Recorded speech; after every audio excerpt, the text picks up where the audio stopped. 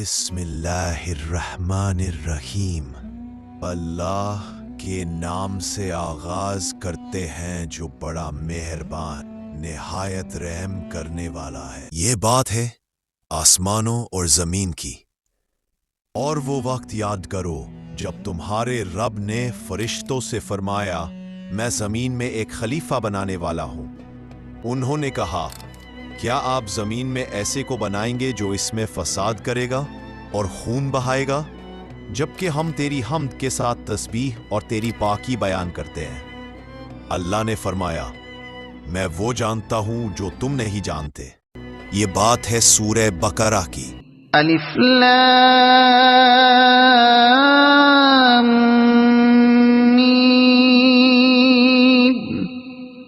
مدارس میں اکثر یہ بات صرف فرشتوں کے درجے اور انسان کی فضیلت تک سنائی جاتی ہے، مگر زندگی میں بہت کم ایسے وقت آتے ہیں جب کوئی یہ سمجھاتا ہے کہ آدم کی تخلیق حقیقت میں ہے کیا، اور کیوں اللہ تعالیٰ نے فرشتوں کو سجدہ کرنے کا حکم دیا۔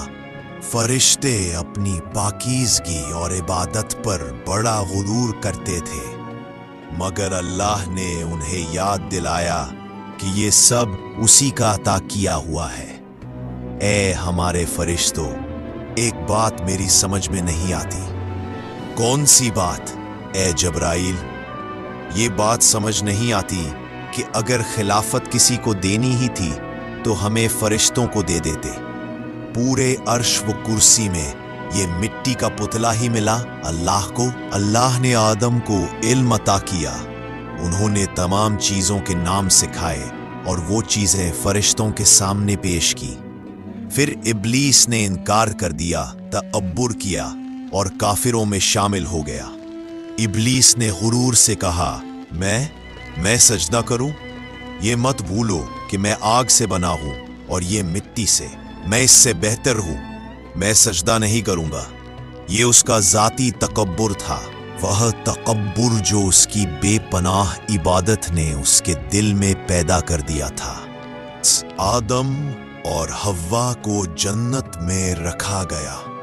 ہر نعمت، ہر راحت، ہر آسائش ان کے لیے تھی، بس ایک حکم تھا، اے آدم تم اور تمہاری بیوی جنت میں رہو، جہاں سے چاہو کھاؤ، لیکن اس درخت کے قریب نہ جانا ورنہ تم ظلم کرنے والوں میں سے ہو جاؤ گے۔ یہ وہ وقت تھا جب ابلیس انتقام کی آگ میں جل رہا تھا۔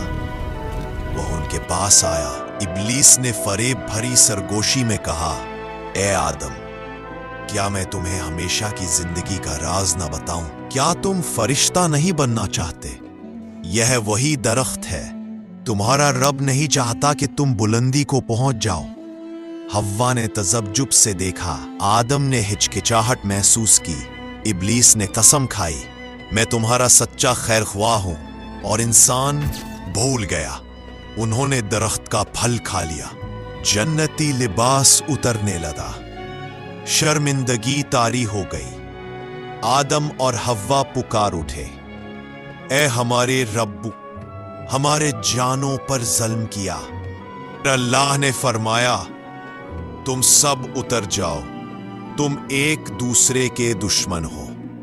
آدم اور حوا زمین پر جدا ہو گئے۔ تنہائی، پریشانی، تلاش۔ اللہ نے آدم کو توبہ کے کلمات سکھائے۔ انسان کے لیے توبہ کا دروازہ ہمیشہ کے لیے کھول دیا گیا۔ پھر نبوت کا آغاز ہوا اور آدم پہلے نبی بنائے گئے۔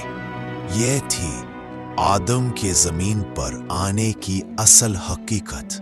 اگر آپ ہمارے اس مشن کو سپورٹ کرنا چاہتے ہیں کہ قرآن اور سیرت کو نئی نسل کے لیے آسان، دلچسپ اور دلنشین بنایا جائے، تو ہماری کمیونٹی کا حصہ بنیں۔